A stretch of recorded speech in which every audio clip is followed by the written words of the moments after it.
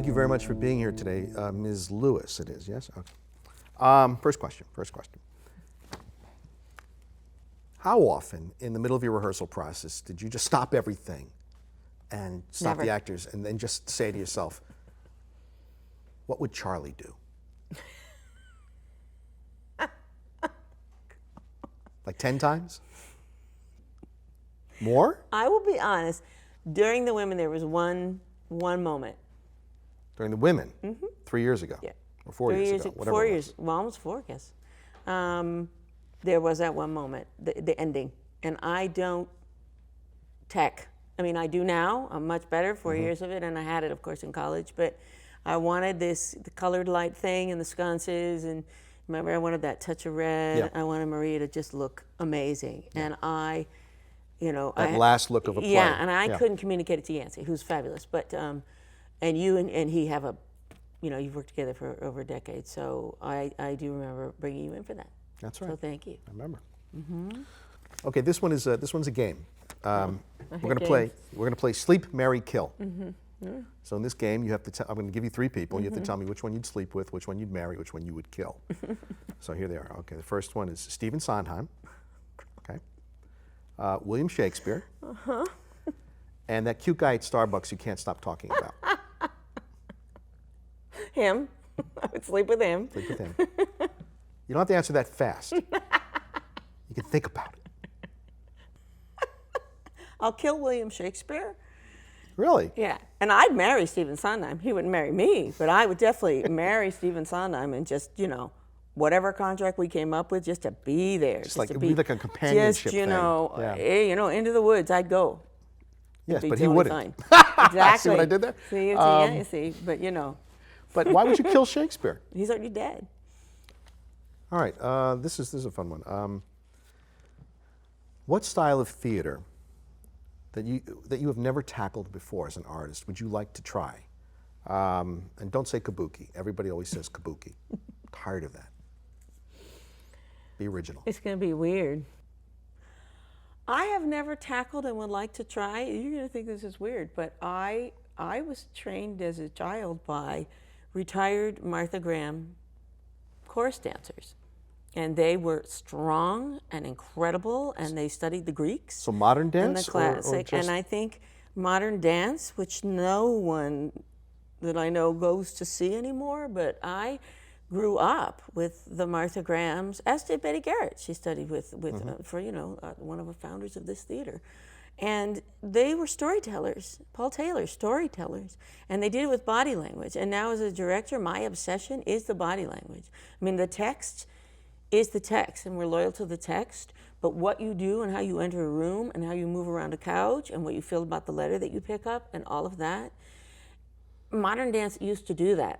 And in the best of all possible storytelling, it does it. Okay. Just thinking back to when we started this back-to-back production thing, and we thought, coming into this, how are we going to handle all this insanity? Right. We thought we were going to go insane, run screaming from the theater. So how are you feeling about that now? I'm going to run screaming from the theater. I think we nailed it. I think we planned it I'm perfectly. good. I'm completely calm. It's hard. Well, it's difficult, I mean, I have to, on top of worrying about my rehearsal and my schedule and work and everything else, I also have to think, well, who is feeding the dog today? Who's picking up the kids today? Who is doing the laundry? Right. You know what we need? Yeah. Is a wife. Yes. Yes. We need a wife. Or a stay-at-home husband. Yeah. Yeah, that's what we need. Yeah. That person. So go out on Craigslist and find. But otherwise, I think we're handling it pretty well. Okay. Yeah. I do. I do. You have done like a dozen revivals for this theater, and given a fresh take on some of these standard plays. Thank you. Like Waiting for Lefty. You're welcome. Seascape, Gaslight. Among many. And name them all. No, we won't. And these are original plays, Against the Wall, Writers in Residence, and this one. So how is it different? How's your approach different when you're doing your own piece or an original piece? There really isn't too much of a difference. You start with a vision. You start with a why you want to do it. There's always a reason why you want to do the play. You've got to be invested in it. You've got to want to be there. It's that old sports cliche. You have to want the ball. You got to. So no matter whether or not you're doing a revival or original play or a play that you wrote, you've got to want to direct it. You've got to have a vision that you want, and I want to do this play. With a revival, of course, you're working with you're working with previous productions, you're working with previous expectations, you're dealing with all of that. But the goal is still to produce and direct it as if it is the first time that play is being put up. You still put up a revival as if it's an original play. That's the way I look at it. Right. So I approach revivals and original plays the same way. Okay. Since it's an original piece, once you've cast, do you then start adapting the script to the actors? Do you change any lines, or, because the other pieces? I mean, the nice thing about working here at Theater West is that we have the workshop process, so I can do a lot of that in the workshop process. I can have readings, and I can tinker and tinker and tinker. But yes, the other nice thing is that when I'm in the middle of a rehearsal and I need to change a line, or an actress says, the words would come out a little better if I took these words and reversed them, I can do that because I'm the writer. So now you have been directing like forever, because you're so much older than I am.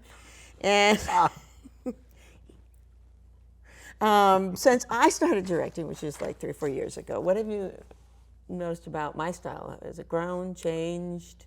And you? Yeah, and to be honest, what have you stolen from my style? What I've seen is a growth in patience. A lot of actors, when they cross over to management, over here, they can't understand why the actors aren't doing what they see in their head right away. And what I've seen in you is an embrace of the process. Yes, I do. Yes. I'm a process whore. I love it. Well, I wouldn't put it that way, but yes, you've embraced the process. You've also embraced the patience of it. Seriously, because you've learned more things about the technical nature of a play, so you're less anxiety-ridden about when do the sets come in, when do the lights go up, how do I find the props, and so the master calendar that a director and a stage manager puts together. Yes, you put it on paper, but it really has to exist up here too. Yeah.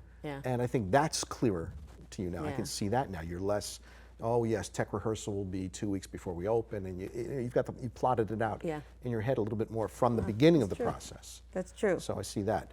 As far as ability to direct, you haven't grown at all, which is a problem, I think. I'm trying. I'm trying. really trying. I know my you best. try. I worked You try hard. so hard. Got a couple good reviews. That was okay. I know. And it cost me a lot of money, but awesome, baby. Let's go. Let's go home. We're done. Remember our home? Let's go check out our Yeah, home. God.